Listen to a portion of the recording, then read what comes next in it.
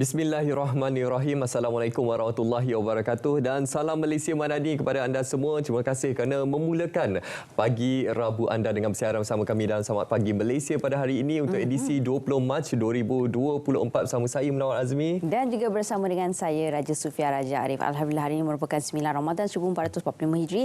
Jadi harapnya semuanya dalam keadaan yang baik, momentum yang masih orang kata konsisten lagi ya, insya-Allah untuk sama-sama kita melakukan perbanyakkan lagi ibadah dan juga jangan lupa untuk kita sama-sama mengimarahkan lagi masjid untuk solat tarawih. InsyaAllah. Sepastinya bulan Ramadan ini kita dah memasuki minggu yang kedua dalam bulan Ramadan dan kita rasa cukup gembira menjalani ibadah bulan puasa ini kerana bulan Ramadan ini hanya datang sebulan dalam tempoh 1 tahun. Jadi kita raikan kedatangan bulan Ramadan ini, bulan yang penuh dengan keampunan. Tapi untuk ruang ketika ini kita nak berkongsi kepada penonton apa yang utama di portal berita RTM, khususnya apa yang telah dizahirkan oleh Yang Amat Berhormat Perdana Menteri semalam khususnya berkaitan dengan kos sara hidup rakyat, iaitu bagaimana melalui mesyuarat Majlis Tindakan Sara Hidup Negara NAKOL semalam bersetuju supaya Jabatan Perangkaan Malaysia DOZEM membangunkan satu indikator baharu bagi mengukur tahap kos sara hidup rakyat sehingga ke peringkat daerah. Perdana Menteri Datuk Seri Anwar Ibrahim berkata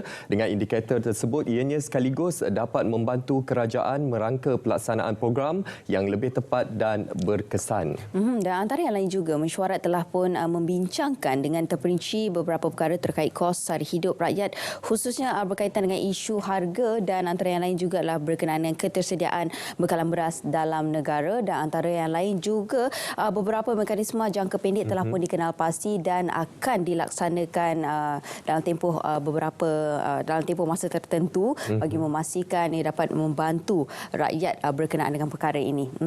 Selain itu, kita ingin memberikan ini satu kabar gembira lah untuk seluruh peneroka Felda yang berpendapatan kurang daripada RM1,000. Perkara ini telah pun dinyatakan oleh Yang Amat Berhormat Timbalan Perdana Menteri Datuk Seri Ahmad Zahid Hamidi semalam, iaitu kerajaan mengumumkan pemberian bantuan khas bersasar sebanyak RM300 kepada peneroka Lembaga Kemajuan Tanah Persekutuan Felda yang berpendapatan RM1,000 ke bawah. Timbalan Perdana Menteri menyatakan bantuan kepada setiap peneroka di 317 tanah rancangan Felda seluruh negara itu akan disalurkan sebelum perayaan Aidilfitri.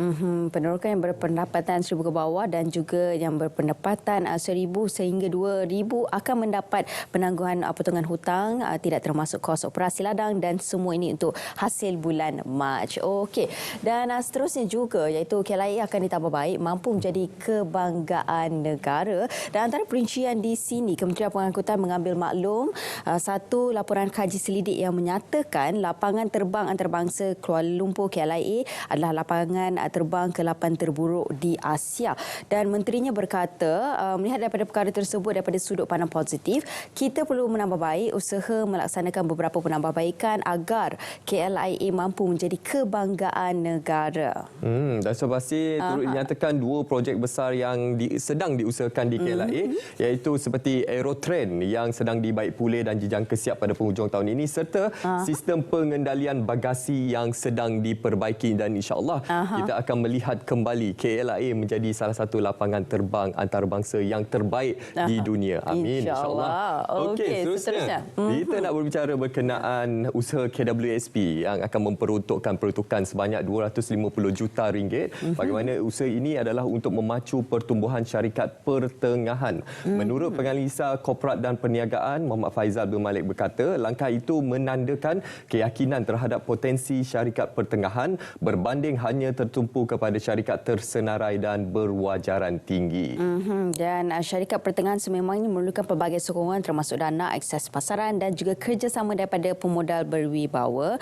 Dan antara yang lain juga, saya lihat dalam konteks strategi bukan hanya daripada sudut kemampuan strategi memberi modal kewangan semata-mata, tetapi sokongan moral dan juga reputasi syarikat yang mendapat kepercayaan daripada EPF ini merupakan satu pengiktirafan dan juga persepsi positif kepada ekosistem syarikat itu sendiri. Okey, kita nak beralih berkenaan satu topik yang kita kira sebagai satu topik yang tular di media sosial pada ketika ini, hangat diperkatakan khususnya berkenaan sarung kaki ataupun stocking yang mempunyai tulisan ataupun kalimah Allah SWT.